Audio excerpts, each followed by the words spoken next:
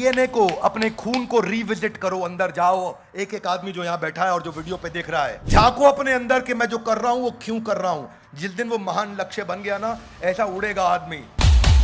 जितनी अच्छी ऑर्गेनाइजेशन है उनका वाई जब क्लियर हो जाएगा, ये क्यों कर रहे हैं, वो व्हाट और हाउ, यानी कि क्या करना है और कैसे करना है, वो डिफाइन करना मुश्किल नहीं है। आपकी ऑर्गेनाइजेशन, आपकी कम्युनिटी, जो लीडरशिप है, सब सेल्फ मोटिवेटेड हो जाते हैं जिस समय जीवन का उद्देश्य यह होना चाहिए कि उद्देश्य से भरा जीवन होना चाहिए।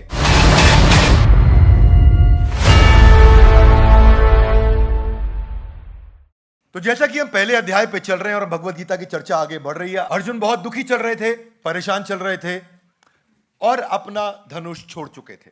अर्जुन की परेशानी बढ़ रही थी, अपनी परेशानी को उन्होंने एक्सप्रेस किया। अब इसी परेशानी में पहला अध्याय समाप्त होने जा रहा है। हमने कुछ एपिसोड्स कंप्लीट किए पहले अध्याय के। पहले अध्याय की समाप्ति पे हम आखिरी के 2 श्लोक लेंगे। पहले अध्याय का 44वां श्लोक आज के एपिसोड में हम चर्चा करेंगे। Bhagavad Gita in action series है, इसका हर वीडियो सबको देखना चाहिए। Would you agree with me? Yes, no? Bhagavad Gita का पहले अध्याय का 44वां श्लोक मेरे साथ मेरे पीछे बोलिए। अहो बत महत् पापम कर्तुम व्यवसिता वयम यद राज सुख लोभेना हंतुम स्वजनम उद्यता। धन्यवाद। सुनते हैं, समझते हैं। श्लोक का पहले मैं अनुवाद पढ़ लेता हूं। अनुवाद और तात्पर्य एसी भक्तिवेदांत स्वामी श्रील प्रभुपाद के द्वारा। श्रील प्रभुपाद की जय। ओह, कितने आश्चर्य की बात है कि हम सब जगन्य पाप कर्म करने के लिए उद्यत हो रहे हैं। राज सुख भोगने की इच्छा से प्रेरित होकर हम अपने ही संबंधियों को मारने पर तुले हैं।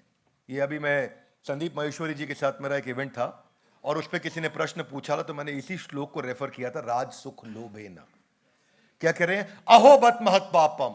हाथ आगे लाइए। महत् पापम। अरे ये तो महान पाप होने जा रहा है। क्या महान पाप होने जा रहा है?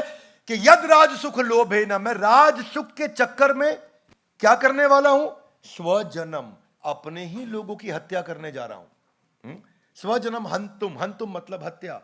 और किसकी हत्या कर रहा हूं? अपने लोगों की। स्वजनम, अपने ही लोगों की मैं हत्या। How strange it is that we are preparing to commit greatly sinful acts driven by the desire to enjoy royal happiness. आजकल लोग व्यापार करते हैं, बिजनेस करते हैं because they want royal happiness. आजकल कई बार लोग मल्टी लेवल मार्केटिंग वालों को देखता हूं, अपनी गाड़ी दिखाते हैं, सबको सब बताते हैं, है कि नहीं है? सब खूब दिखाते हैं, ऐसा अपना घड़ी दिखाते हैं, गाड़ी। वो क्यों? उनको लगता है कि मेरे को डिस्प्ले करना है रॉयल हैप्पीनेस। जबकि वो बिल्कुल नीचे का कैटेगरी है, बिल्कुल नीचे का कैटेगरी है। आहार निद्रा भय मैथुनम च सामान्य मेतत् पशु भी नरानाम। आहार निद्रा भय मैथुन, ये बिल्कुल नीचे का कैटेगरी है। सामान्य मेतत् पशु भी नरानाम, पशु भी ये काम कर लेता है। अर्जुन भी बिल्कुल बड़ी अच्छी बात कर, लॉजिकल बात है। कितनी लॉजिकल बात बोली उन्होंने कि यद राज सुख लोभे ना, कि मैं राज सुख के चक्कर में अपने लोगों की हत्या करने। एकदम गलत बात है कृष्ण, मैं तो नहीं करूंगा ऐसा।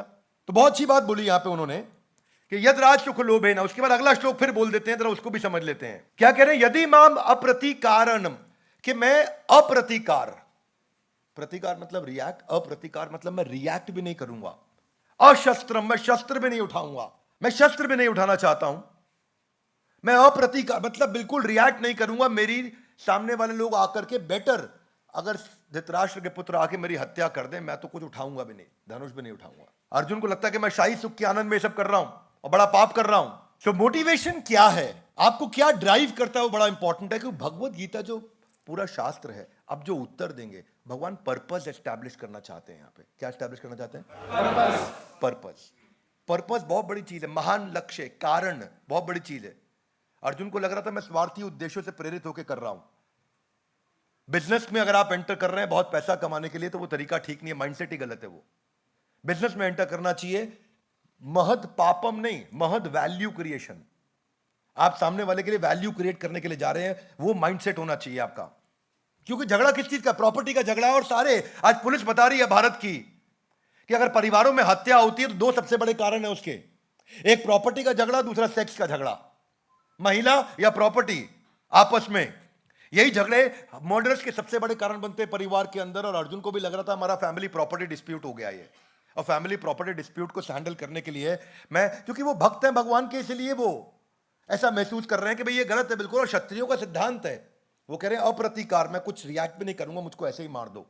क्षत्रियों का सिद्धांत है कि अगर सामने वाला निहत्था है तो उस पर हाथ नहीं उठाया जाएगा, पर वो ये जानता है क्योंकि ये दुर्योधन, दुशासन, ये सब लोग वेट नहीं करेंगे कर्ण, मैं अगर नीचे हथियार छोड़ दूंगा तो मुझे मार दिया जाएगा। वो जानता है बात, क्योंकि सामने वाले इतने गलत है उसको मालूम है, पर इमोशनल हो गया है। कोई भी एक्टिविटी सही है या गलत है किस बात पर निर्धारित होती है? कैसे पता चलेगा कोई भी कार्य सही है कि गलत है? कैसे पता लगेगा? उसका इंटेंशन। बिल्कुल ठीक बोला आपने।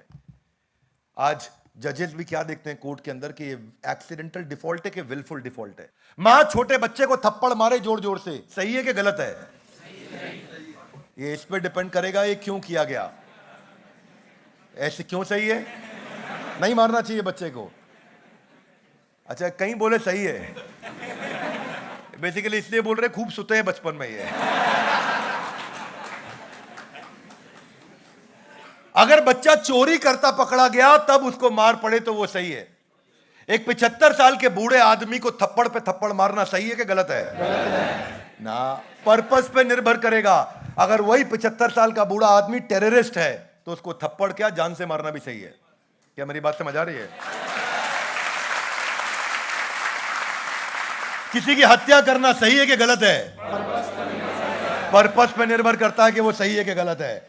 आज सुप्रीम कोर्ट ने भी बोल दिया है कि महिला अगर आत्मरक्षा में उसके साथ में दुष्कर्म किया जा रहा है, रेप किया जा रहा है, और आत्मरक्षा में अगर वो हत्या भी कर बैठती है तो वो सही है। कोई भी कार्य सही होगा कि गलत होगा ये किस पे निर्भर करेगा? वही बात अर्जुन के साथ हो रही है, यद राज सुख लोभे ना, कि राज सुख के चक्कर में करना तो गलत है। अच्छा, कृष्ण बीच में टोक सकते थे, बोल सकते थे अर्जुन चुप, अभी मेरी सुन। कृष्ण नहीं बोल रहे। महान लीडर हैं कृष्ण, अपनी लीडरशिप क्वालिटी से सिखा रहे कि सुनते बहुत अच्छे ध्यान से है कृष्ण। पूरा अध्याय अर्जुन को बोलने को अलाउ किया, बोलते रहो आप, मैं सुन रहा हूं, अच्छे से समझ रहा हूं। जितनी बड़ी ऑर्गेनाइजेशंस हैं, जितनी अच्छी world class organisations, leaders, powerful leader जितने दुनिया में है, उन सब की अच्छी बात यह है कि वो अपनी टीम्स के अंदर कारण, पर्पस, महान लक्ष्य एस्टैब्लिश कर देते हैं, उनके खून में डाल देते हैं, इंजेक्ट कर देते हैं। जितनी अच्छी ऑर्गेनाइजेशन है उनका वाई जब क्लियर हो जाएगा, ये क्यों कर रहे हैं, वो व्हाट और हाउ, यानी कि क्या करना है और कैसे करना है, वो डिफाइन करना मुश्किल नहीं है। ज्यादा महत्वपूर्ण क्या है कि हम ये क्यों कर रहे हैं, हम ये वीडियोस क्यों बना रहे हैं।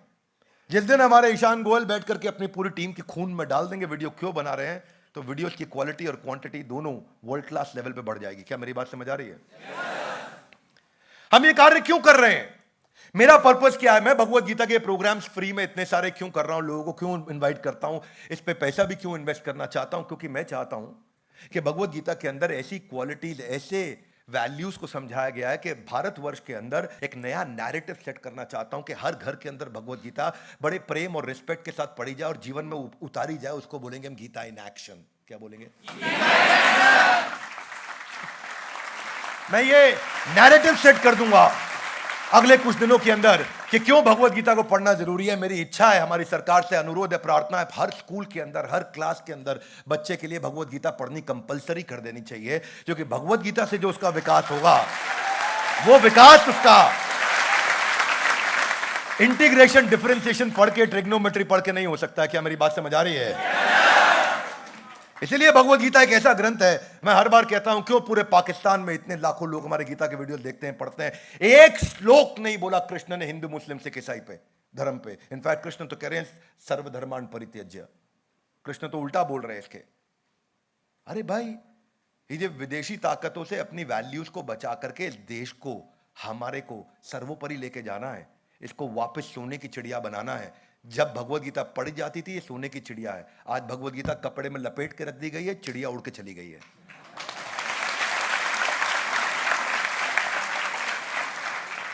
मुद्दा यह है कि आपकी ऑर्गेनाइजेशन, आपकी कम्युनिटी, जो लीडरशिप है, सब सेल्फ मोटिवेटेड हो जाते हैं। जिस समय जीवन का उद्देश्य यह होना चाहिए कि उद्देश्य से भरा जीवन होना चाहिए, यह जीवन का उद्देश्य होना चाहिए कि उद्देश्य क्या पैदा हो, कैसे पैदा हो। मुद्दा यह है कि आज जब भी अपने डीएनए को, अपने खून को रिविजिट करो, अंदर जाओ, एक एक आदमी जो यहां बैठा है और जो वीडियो पे देख रहा है, झांको अपने अंदर कि मैं जो कर रहा हूं वो क्यों कर रहा हूं। जिस दिन वो महान लक्ष्य बन गया ना, ऐसा उड़ेगा आदमी, ऐसा उड़ने लग जाएगा जिस दिन महान लक्ष्य पैदा हो गया। आज समस्या क्या है? आज देखिए, जब भी आप किसी जूनियर को बताते हो ये करो, ये करो, ये करो, ये करो, ये करो, आप उसको मेंटली पैरालाइज कर रहे हो। ऐसे करो, वैसे करो, वैसे करो, वैसे करो, आप पैरालाइज कर रहे हो क्योंकि आप उसको सोचने नहीं दे। जब उसे बताइए करना क्यों है, हम क्या अचीव करने वाले हैं, क्यों कर रहे हैं, क्या कारण है, इसके पीछे बड़ा लक्ष्य क्या है, वो समझ आ जाए, वो अपने आप ढूंढ लेगा क्या करना है। क्या मेरी बात समझ आ रही है? पर चक्कर क्या है, आज आप उसको सोचने नहीं देना चाहते, आप उसके बिहाफ पे सोच रहे हो, अपने जूनियर्स के बिहाफ पे। जैसा बोल रहा हूं वैसा कर, तो जैसा बोला है वैसा कर, जरा बात मत कर। क्या करना चाह रहा है वो सामने वाले की सोचने की क्षमता को खत्म कर रहा है। क्या मेरी बात समझ आ रही है? मैं एक छोटा सा देश जर्मनी एक वाई एस्टैब्लिश कर दिया, कारण एस्टैब्लिश कर दिया। ये धर्म को लेके इतने युद्ध होते हैं क्योंकि वो कारण एस्टैब्लिश कर देते हैं, लोग अपना सब कुछ छोड़ के निकल पड़ते हैं युद्ध करने के लिए। लाखों करोड़ों लोगों को मार दिया था हिटलर ने, क्योंकि उसने अपने देशवासियों के दिमाग में, खून में जुनून ऐसा भर दिया, वाई एस्टैब्लिश कर दिया कि जो ज्यूज हैं तुम आर्यन हो। आज अगर आप लोग कंपनी चला रहे हैं और जो वीडियो देख रहे हैं, किसी से पूछ लेना अपनी टीम के अंदर, 100 में से 100 लोग आपके बता देंगे करना क्या है, क्योंकि उनको आप बता चुके हो बहुत बार करना क्या है। लेकिन 100 में से 40 लोग भी नहीं बता पाएंगे कि ये करना क्यों है, इसके पीछे बड़ा कारण क्या है। वो क्यों नहीं बता पाते? क्योंकि हम यही मिस कर जाते हैं। पर्पस सब कुछ है।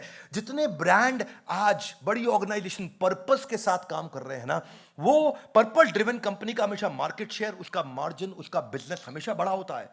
वो कम्युनिटीज बड़ी होती हैं, वो मजबूत होती हैं, क्योंकि ऑर्गेनाइजेशन क्यों एग्जिस्ट करता है, क्या प्रॉब्लम सॉल्व करता है, पर्पस ये बताता है। क्या मेरी बात समझ आ रही है? अहो बत महत पापम यद राज सुख लोभेना। लोग ज्यादातर 99% लोग राज सुख लोभेना के लिए काम कर रहे हैं। क्या मेरी बात समझ आ रही है? अर्जुन इतना तो इंटेलिजेंट था, उसको पता था कि ये उतनी बड़ी चीज नहीं है जिसके लिए इतनी मेहनत करूंगा मैं। वो तो 5 गांव मांगने वाले लोग थे खाली। उनको तो आप नेल्सन मंडेला को देखो ना भैया, नेल्सन मंडेला को 27 साल तक जेल में रखा, और क्या हाल किया उनका जेल में। जितने अश्वेत लोग थे साउथ अफ्रीका में, श्रीलंकन का कोई रिलेशन नहीं है नेल्सन मंडेला के साथ में। ना नेल्सन मंडेला श्रीलंका आते थे, ना श्रीलंकन साउथ अफ्रीका जाते थे, पर श्रीलंकन भी उनको अपना भगवान मानते हैं। मैं श्रीलंका में, मेरा ऑफिस रहा बहुत टाइम, मैं बहुत ट्रैवल किया, कम से कम 20 बार श्रीलंका गया हूं मैं। और मैंने वहां जब लोगों से मिलता हूं, मैं उनसे पूछता हूं आपके देश का सबसे बड़ा आइडियल कौन, बोला नेल्सन मंडेला। 27 साल जेल में रखा, जब कड़क सर्दियां होती थी ना, सबको स्वेटर पहनना अलाउड था कैदियों को, लेकिन नेल्सन मंडेला को कच्छे में, उसको निक्कर में रखा जाता ना, बनियान पहना करके सर्दी के अंदर। बड़ी बड़ी चट्टानें तोड़ने के लिए उसको काम पर लगाते थे, उनके चौकीदार उनको थप्पड़ मारते थे। एक चिट्ठी लिख करके परिवार से रिसीव करना या परिवार को पहुंचाना उनको अलाउड नहीं था। कांच के दरवाजे लगा देते थे, अगर कोई सामने मिलने आ रहा है फोन पे बात करें, ताकि उनकी सारी पुलिस उनकी हर एक बात को सुन सके। उनका वो बुरा हाल कर दिया था कि ये जेल के अंदर बैठ के अपने मूवमेंट को ड्राइव ना करे। 27 साल के बाद जब मंडेला बाहर निकले ना, इतना महान लक्ष्य था उनका, सबसे शक्तिशाली अश्वेत राष्ट्रपति बने, वो पहले साउथ अफ्रीका के। वो 27 साल बोल सकते थे मंडेला मुझे आप छोड़ दो, कोई दिक्कत नहीं है। वो बोलते थे तुझे लंदन सेटल करा देंगे, तू निकल जा यहां से, ऐशो आराम की जिंदगी जी, यहां क्यों जेल में सड़ रहा है। वो बुरा हाल किया मंडेला का वहां पे। मंडेला की अपनी मां का देहांत हो गया, उनके अपने बेटे का देहांत हो गया। उनकी चिता जलाने के लिए या क्रिमेशन जो उनके धर्म में जिस तरीके से होता है, उसे करने के लिए अलाउ नहीं किया गया मंडेला को। पर वो जो महान लक्ष्य है ना, वो जो पर्पस है, वो खून खौलाता है आपका, वो तैयार करता है। प्रश्न पूछ रहा हूं एक एक आदमी से, एक एक औरत जो यहां बैठे हैं, सभी देवियों से मेरा प्रश्न यहां पे यही है कि आपका महान लक्ष्य एस्टैब्लिश हुआ कि नहीं हुआ। अर्जुन जो थोड़ी देर पहले इसी भगवत गीता में क्या बोल रहे थे, धार्तराष्ट्रस्य दुर्बुद्धिर, कि धृतराष्ट्र के दुर्बुद्धि बच्चे कौन है, दिखाओ मुझे। सेनयोर उभयोर मध्य, मेरे रथ को सेना के बीच में ले जाओ, देखता हूं कौन है, सबको निपटाऊंगा आज। वही अर्जुन इन जब रिश्तेदारों को सामने देखा, अहो बत महत पापम, कह रहे तो महान पाप हो जाएगा मुझसे। राजसुख, वो अपने पर्पस को रिविजिट किया तो उनको लगा यार मैं राजसुख के लिए कर, गलत है। यही सारा मुद्दा है। मंडेला के पास महान लक्ष्य था, आम आदमी के पास महान लक्ष्य नहीं है। उसको राजसुख लोभेना चाहिए, उसको आज फरारी चाहिए, उसको गाड़ी चाहिए, उसको पैसा चाहिए, बंगला चाहिए, उसको सेल्फी खिंचाना है, उसको फिल्टर लगाने इंस्टाग्राम पे, उसका उतना ही लक्ष्य है। और तो और लक्ष्य इतने गिर गए हैं कि मेरे को टिकटॉकर बनना अचीवमेंट हो गया है देश में हमारे। ये जितने अच्छे बड़े ब्रांड है, रिट्ज कार्ल्टन एक ऐसा होटल है 5 स्टार, जहां पर उन्होंने पर्पस दिमाग में डाल दिया, कस्टमर सेटिस्फैक्शन के लिए तुम्हें कुछ भी करना पड़े, नियम तोड़ना पड़े तोड़ दो। दुनिया की सबसे बड़ी होटल की पावरफुल चेन है रिट्ज कार्ल्टन। और रिट्ज कार्ल्टन में क्या हुआ, मैं आपको एक कहानी बताता हूं। एक भाई यूएस के रिट्ज कार्ल्टन से निकले, और वहां से निकलने के बाद वो भाई अपने फ्लाइट पकड़ के अपने घर जा रहे थे, कनेक्टिंग फ्लाइट। और जब अपने घर पहुंचे, घर उनका लॉक था, चाबी से दरवाजा खोलना था, दरवाजा खोला उन्होंने, खोलते वक्त बाहर देखा थैला लटका हुआ रिच कार्ल्टन का। चेकआउट करके अपने घर आए थे, थैला लटका रिच कार्ल्टन का। थैला खोला उन्होंने, देखा अंदर चिट्ठी थी। तो वो कस्टमर चिट्ठी पढ़ने लगा। चिट्ठी में लिखा है कि मिस्टर डेविड, आप अपना चार्जर होटल में भूल गए थे। इससे पहले कि आप घर पहुंचते, दरवाजा खोलते और आपके मोबाइल की बैटरी जो ड्रेन हो चुकी है उसके लिए आप चार्जर ढूंढते और परेशान होते, हम चाहते थे कि आपका चार्जर आपके पहुंचने से पहले पहुंच जाए। तो उन्होंने हजारों रुपया खर्च किया कि वो चार्जर उस आदमी के जो फ्लाइट से अपने घर पहुंचा उससे पहले वहां जाकर के पहुंच जाए। चार्जर वहां पहुंचाने के लिए इतना पैसा खर्च किया। ये पर्पस एस्टैब्लिश किया कि एम्प्लॉयज को टॉप मैनेजमेंट से जाकर के परमिशन लेने की जरूरत नहीं है, कस्टमर के लिए कुछ भी कर दो। इसीलिए रिच कार्ल्टन आज दुनिया की सबसे पावरफुल होटल चेन्स में से एक है। आप अपनी टीम के अंदर क्या डाल रहे हो, ब्लड स्ट्रीम के अंदर क्या समझा रहे हो उन्हें, वो बड़ा बड़ा इंपॉर्टेंट है। नहीं तो क्या महत पापम तो होएगा ही। जब राज सुख लोभ, जब पैसे के लिए आदमी काम करना शुरू करता है। कई लोग बोलते हैं डॉक्टर बिंद्रा बिजनेस सिखा रहे हैं, बिजनेस सिखा। याद रखना, बिजनेस के लिए values are far more important than the valuables. मूल्य, वो मूल्य जो आप दूसरों से लेने वाले हो, संस्कार वाले मूल्य, उन मूल्यों से ज्यादा इंपॉर्टेंट है। जिस दिन वैल्यूज रहेंगे ना, वैल्यूएबल जिंदगी भर इतना आएंगे कोई रोकेगा नहीं। आज भी रतन टाटा को हर आदमी प्रणाम करके, झुक करके ही उनसे बात करता है। कोई पॉलिटिशियन, कोई प्रधानमंत्री उनसे बात करते वक्त अगर ना झुकाओ, ये संभव नहीं है। जो इस प्रकार का रिस्पेक्ट उन्होंने, ट्रस्ट उन्होंने अर्न किया है, क्योंकि ऑर्गेनाइजेशंस के पर्पस बहुत हाई रहे हैं। क्या मेरी बात समझ आ रही है? मैं आपको अपना एग्जांपल देता हूं। मैं ओबरॉय होटल ट्राइडेंट है साउथ मुंबई में, मेरी मुंबई में उसी तरफ मीटिंग्स काफी होती हैं, फ्रीक्वेंटली जाना होता है। फ्रीक्वेंटली तो नहीं, हाँ, लेकिन अब ट्रैवल मेरा कम है, लेकिन 2 महीने में एक बार मुंबई जाता हूं मैं। जब जाता हूं मैं हर बार ट्राइडेंट में रुकता हूं। होटल की ऑप्शंस बहुत सारी है, पर आपको कारण बताता हूं क्यों रुकता हूं, जानना चाहेंगे? ट्राइडेंट जब मैं जाता हूं, एक दफा क्या हुआ मेरे साथ में, बाहर थोड़ा भोजन कम लेता हूं मैं और थोड़ा पेट भी उस दिन खराब था। तो सुबह ब्रेकफास्ट में मैंने 2 केले और 1 कटोरी दही, जो पैक्ड वाली दही आती है, उसको मैंने होटल से उठाया और मैं अपना निकल पड़ा। 2 केला लिया, दही लिया और निकल पड़ा। थोड़ा पेट के लिए उस समय परिस्थिति के लिए अच्छा था। अगले दिन जब मैंने चेकआउट किया, हमारे ऑफिस में एक राजेश है जो हमारा ट्रैवल का सारा काम देखता है। जब मैं चेकआउट किया तो मैं देखा उन्होंने मेरे को वहां रोक लिया, बोला कि सर आपके रूम में रूम का पेमेंट हो गया, लेकिन ये विदाउट ब्रेकफास्ट था, आपने ब्रेकफास्ट लिया है। मैंने उनसे कहा कि मैं आपको दिखा देता हूं, मेरे मोबाइल में है, ये तो विद ब्रेकफास्ट है मेरा। तो बोले अच्छा सर 1 मिनट रुकिए। तो रिसेप्शनिस्ट वो जो था बंदा, जेंटलमैन जो था, वो वहां पे वो अंदर चला गया, पीछे ही उसका कमरा था, अंदर गया और 30 सेकंड में वापस आ गया। 25 ही सेकंड में आ गया होगा, 30 भी नहीं लगा हुआ। आता ही बोला सॉरी सर, आपका ब्रेकफास्ट इंक्लूडेड था, तो हमने गलत बिल बना दिया। उसने बिल सेटल कर दिया, मेरे से ब्रेकफास्ट का चार्ज नहीं किया और मैं अपना निकल गया, चेकआउट हो चुका था। मैंने ऑफिस में फोन किया, मैंने कहा कि भाई हमारे ट्रैवल एजेंट को बोलो कि, ट्रैवल एजेंट क्या, सॉरी, मतलब वो ट्रैवल डेस्क है ऑफिस में, इंटरनल एम्प्लॉयज को बोला कि भाई अपने आप बिल सेटल करा करिए आप लोग, मेरा समय बच जाएगा इससे। उन्होंने कहा यस सर, सॉरी सर, इस बार गड़बड़ भी हो गया। मैंने कहा क्या गड़बड़ हुआ? बोला वो आपका हमने ब्रेकफास्ट इंक्लूड नहीं कराया था। तो मैं थोड़ा रुका, मुझे समझ में नहीं आया। मैंने दोबारा पूछा कि क्या कह रहे हैं, दोबारा बोला सर आपका ब्रेकफास्ट इंक्लूडेड नहीं था ना। तो उसके बाद मैंने अपना मोबाइल निकाला और देख के मैं हैरान हो गया कि मेरा स्टे विदाउट ब्रेकफास्ट था और वो होटल का एम्प्लॉई जानता था कि मेरा स्टे विदाउट ब्रेकफास्ट है, पर क्योंकि मैंने ये बात बोली थी तो उसने मेरी बात का सम्मान रखने के लिए अपनी सच बात को झूठ बना दिया और अपने को नीचे रख दिया। और उसके कारण मैं बड़ा ग्लानि फील किया, गिल्ट फील किया कि गलती मेरी थी और माफ़ी वो मांग रहा था और मुझसे पैसा भी नहीं लिया। वो दिन है, आज का दिन है, मैं आज तक उसी होटल में हर बार जाके रुकता हूँ। और उस होटल की कैमरा पे, पब्लिक पे तारीफ भी कर रहा हूँ ओबरॉय ट्राइडेंट की, इसी कारण से। क्यों? क्योंकि पर्पस एस्टैब्लिश किया। वो ऐसे पर्पस एस्टैब्लिश कर रहा है, इसको बोलते हैं कंपेलिंग एक्साइटिंग स्टोरी क्रिएट करना। एक महान कंपेलिंग एक्साइटिंग स्टोरी क्रिएट करना, एक ऑर्गेनाइजेशनल, एक कम्युनिटी का बिलीफ तैयार करना। वो जब बिलीफ तैयार हो जाता है ना, चिड़िया दे नाल बाज लड़ावा, 1.25 लाख ना लिख लड़ावा, ता गोबिंद सिंह नाम कहावा। वो क्या बिलीफ है? एक कि 40 सिखों ने चमकौर का, बैटल ऑफ चमकौर जीता। क्या बिलीफ तैयार कर दिया? मेरी बात समझ आ रही है? स्नो आज हम इस्कॉन मंदिर में, आप जानते हैं अभी पीछे एक टॉप कॉर्पोरेट के, मल्टीनेशनल के सीईओ हमारे साथ मुंबई में बैठे थे और हम बात कर रहे थे। उस समय चौपाटी इस्कॉन में थे हम। बोला एक हॉल के अंदर जितने IITians और IIM के ब्रह्मचारी सो रहे हैं इकट्ठे रात के समय, बोले इतने सारे IITians एक हॉल के अंदर आज तक गूगल, फेसबुक और एप्पल भी हायर नहीं कर पाया।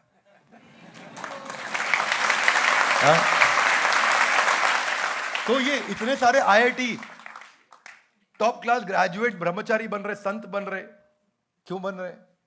उनके पास वो बिलीफ है, वो राइट अंडरस्टैंडिंग बिल्ड कर पाए। वो ऐसे ही ऑर्गेनाइजेशन चलती हैं, बिजनेस ऑर्गेनाइजेशन भी ऐसे ही चलती हैं। आप क्या तनख्वाह देकर के भी इतने IITians को हायर नहीं कर पाओगे जितने बिना तनख्वाह दिए इस आध्यात्मिक संस्था में लोग सेवा कर रहे हैं। क्या मेरी बात समझ आ रही है? Amazon क्या कहता है? Customer obsession. हाथ आगे लाइए, हाथ आगे लाइए। मुझे प्यार हुआ, अल्लाह मियाँ। गाना सुना है आपने? मैंने बचपन में सुना था, मुझे प्यार हुआ, प्यार हुआ। वो Amazon कहता है कस्टमर से प्यार कर लो। He is your first love and he is your last love. तभी आप इस कंपनी में रह सकते हो, नहीं तो नहीं। प्रमोटर को होता है कस्टमर से प्यार, एम्प्लॉय को नहीं होता है। एंटरप्रेन्योर को होता है, एम्प्लॉय को नहीं होता है। एम्प्लॉय को प्यार होता है, शाम का टाइम हो गया, छुट्टी, तनख्वाह की तारीख बता दो क्या है। मैं भी देखता हूं, कल मुझे हमारे एक वीडियो शूट कर रहा था तो हमारे कैमरामैन मुझे बता रहे थे कि सर जब भी कोई नया आदमी आता है ना कंपनी में, आते ही सबसे पहले पूछता तनख्वाह किस तारीख को मिलती है। तो बोलता हम बड़े गर्व से बोलते हैं ये बड़ा बिजनेस कंपनी है डॉक्टर बिंद्रा की, यहाँ पे तनख्वाह महीना खत्म होने से एक दिन पहले मिल जाती है। तो क्या है, आम आदमी की मानसिकता इतनी है, और भगवत गीता आम आदमी से आपको खास आदमी बना सकती है। इसीलिए पूरे देश के अंदर नैरेटिव सेट कर रहे हैं कि गीता को एक्सेप्ट करना है। क्या मेरी बात समझ आ रही है? तो Amazon जो है वो कहता है कि आपको इन्वेंट हम करेंगे लेकिन सिंप्लीफाई भी हम करेंगे। नई चीज लेके आएंगे पर सिंप्लीफाई करेंगे। Think big and earn trust. बड़ा सोचो और दुनिया का विश्वास जीतो। तो जो पर्पस ड्राइव कर रहा है ना, purpose is central to success. हर सफलता के लिए। आप में से कितने लोग कहते हैं कि मैं जो जिंदगी में अचीव करना चाहता था कर चुका हूं? अगर आपने नहीं किया तो याद रखिए, इसको बोलते हैं, ये पर्पस ना होने से आपको चवन्नी लाल बना देता है। क्या बना देता है? हाथ आगे लाइए। वो क्या होता है? चवन्नी लाल ये वो आदमी है जिसको रास्ते में चवन्नी गिरी, दिख गई, तो वो सामने महान लक्ष्य के लिए जा रहा था पर चवन्नी के लिए रुक जाएगा। क्या मुझे बात समझ आ रही है? चवन्नी लाल ये वो आदमी है जिसको रास्ते में छोटी छोटी चवन्नियां डिस्ट्रैक्ट कर देती हैं।